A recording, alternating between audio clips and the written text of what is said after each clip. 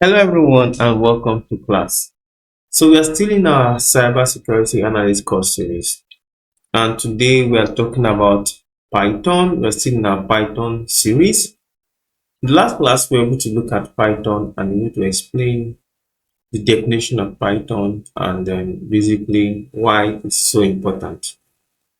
Today we want to look at basic Python syntax, and we're looking at the rules of syntax for Python and what Python uses.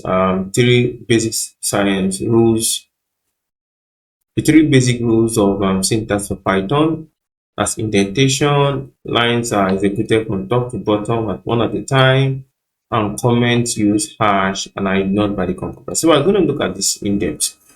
So join me as we begin to look at it. So the first thing is, this is basic Python syntax.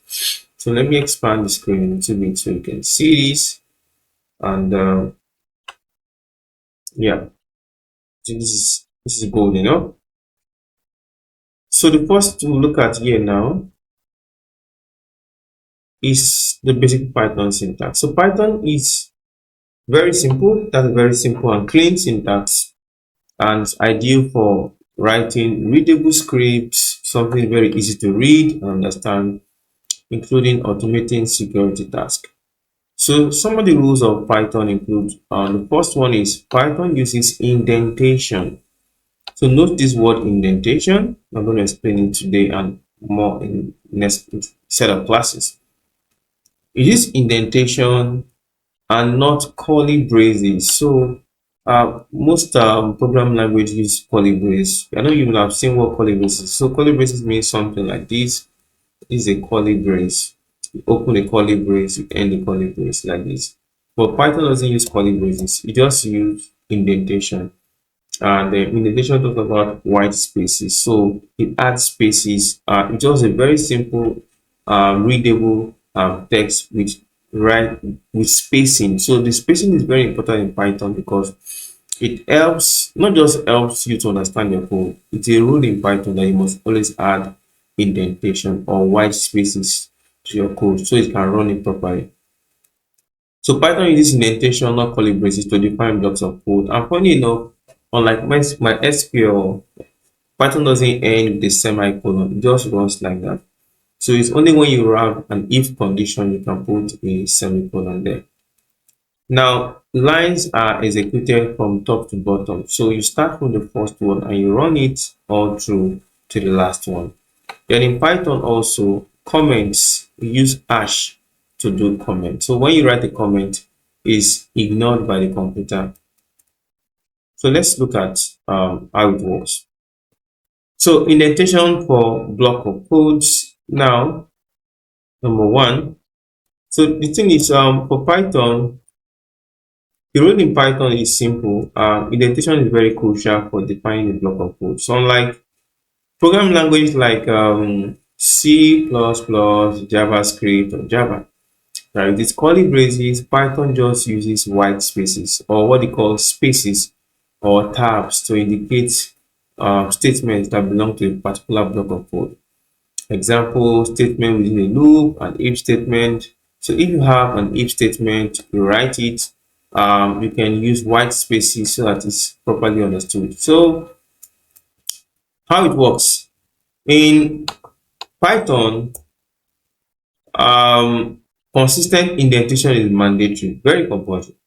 So you typically just add four spaces as a standard for indentation level. Then you can use tabs or you can use spaces. But one thing you should be careful of is consistency. So if you are using tab, make sure you use tab all through. Then if you are using spaces, make sure you use space all through. Then also count the number of spaces, because if it's not consistent, it will tell you indentation error. There's an error. So you cannot mix tabs and spaces together. It will lead to error.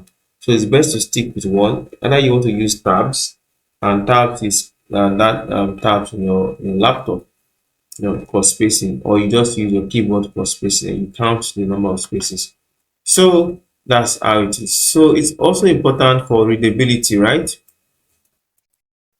For readability, Indentation rule enforces a consistent and visually clear structure in Python code. So it makes it very easy for you to read and to understand. So let's take a very simple example here. Let me take this and I'll take it to the middle. So you can see something like this notation. If this is true, like I said, if you are reading a condition like if, you can put a semicolon here, because now you are telling it this is a condition. If the next statement is now, to run the condition. So you are telling me Python now, if this is true, semicolon, that means you have not ended the statement yet. So it means on this second line now, print this line is indented, and print again belongs to the if block. So you can see it very clearly.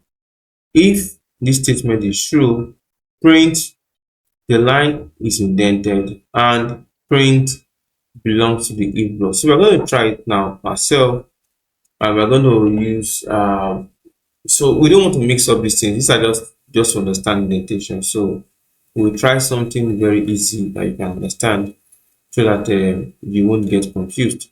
But what you can understand here is, look at if statement now. See, if is here, and this print is indented, so it goes inside. It goes inside. So why it goes inside, I don't know how many spacing this is. Either it is 1 2 3 4. I think 1 2 3 and 4, maybe 4 spaces. Then you write print, so it knows that this is belonging to this, and this is also belonging to this. Then this print, you note it is outside this one, so it's on the same line with this if here. So this one is outside the block, so this is not indented. This is not part of this if statement. This one too is not part of this if statement. So it's very easy to understand.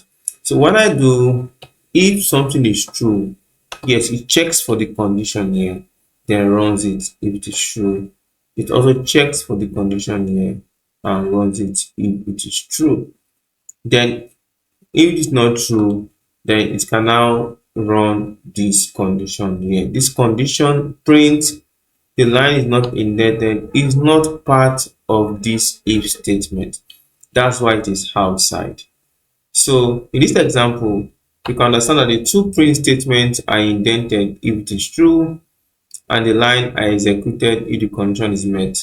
The subsequent ones are not executed regardless of the condition, because they are not indented. So this is a very simple example. Then we have the rule of Python is, the codes are run line by line. So you have to run it from top to bottom, line by line. That's how the Python interpreter reads the code. So it reads it line by line, both for if statements, while statements, and all of that. It runs it line by line. So that is how it is. And then what we will now do for the third one now is what they call the comment. So let us even test these things. How do we test it? So for you to test now, we're going to use our editor we've been using. So we're going to run over to Cloud Shell. So in Cloud Shell, you have your account already. Just create a Google account with Cloud Shell Google. So, and then once you can check the link below to see how to create a Google account with Cloud Shell, how to create an account. So let's log on to our Cloud Shell now. Now Cloud Shell is very easy to use Python in your Cloud Shell. All you need to do is just type the word Python, Python. So we're using the latest version Python 3. Then you press that, you can see you're logged on to Python straight away. Then these 3 arrows shows you that you are correctly logged on to Python. Then we want to have an if condition now. So let's say age is equals to 18 is a statement. Then Python has written that is expecting you to write something in the next line. Now if I say if now age is greater than or equal to So it's always good to leave spaces, and equals to 18. This is a condition. Now, if I press enter, Python will, yes, that's accepted that. It's not expecting me to write out the condition. So I can do it two ways. Is that I write it here, or I actually do a indentation. Indentation means I can use a tab or press spacebar 4 times, or any amount I want to use, but I must make sure it's consistent. So if I just press the caps lock now, I mean the spacebar, which one should I use? Let me use spacebar 4 times. 1, 2. Wow, will I get that correctly now? Well, let me just use this tab. The tab, I've done my indentation. So I'll now write what I want it to print out, because we use print statement to print out something. So I want to print out something. I want to print out access granted. So access is granted if you are actually up to 18.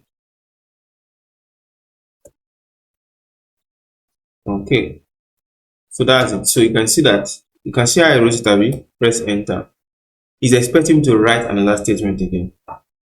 It means this is correct. Write another one again. So I want to indent this one too, and write print. Then I'll write inside there, you are allowed to enter. You are allowed.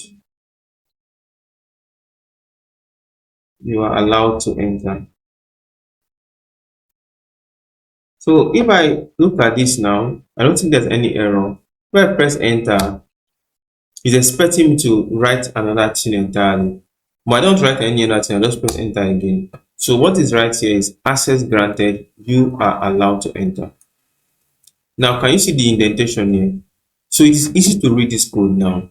We have if age equals greater than or equals to 18, which we have given a statement that age equals to 18. So any age greater than or equals to 18, just print out access granted and print out you are allowed to enter. So it has given us the access granted you are allowed to enter.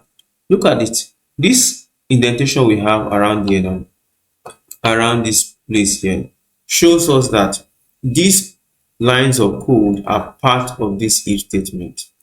Okay, which is readable and high level, understandable. In this plain sheet, I can write my Python 3, then I write my statements now. Age is equals to 18. I think that's what we did that time. We now said age equals to 18. If statement, if age is greater than or equals to 18. So be writing it with me, semicolon, because you are still writing an if statement, and press enter. It's expecting what you want. So if I now write in this place, print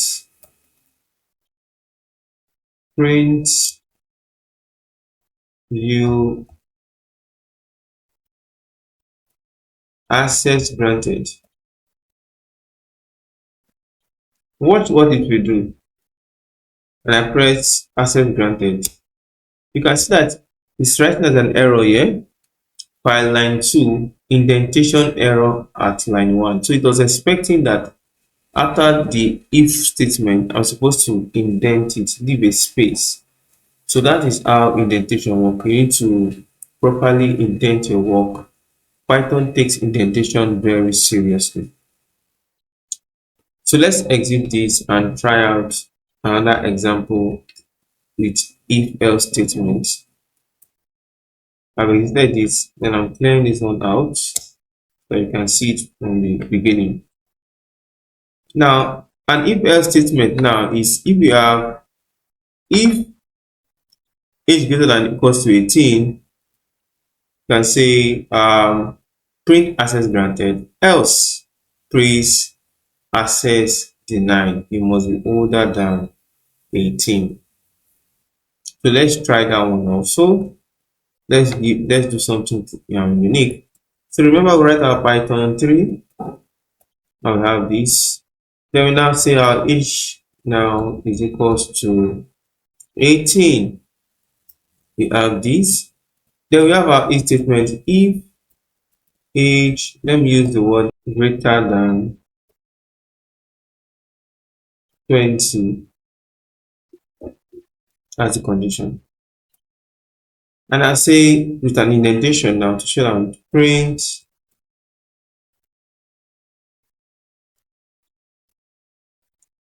access granted. And now come down and put an else statement. This else statement now will not be indented because it will be on a different line. So say if age is greater than 20, just print access granted. Or else, so you can see that I put my semicolon here. Or else, then I now indent it so that this else can be part, this print can be part of this else now. And you will print, you are too young, you are too young, you are too young. Then once we do something like this, don't need the semicolon, then just press enter. So it's expecting us to write another line of code, but if we don't want to, just press enter. Then it's now print out you are too young. So why do we do that? Because I should have written you are too old actually. So we wrote that because this first was not correct. It's actually 18 and we said 20, greater than 20. So people that are actually greater than 20 should be too old. That was a mistake. So if I didn't indent that, that would have been an error. So understand how indentation works.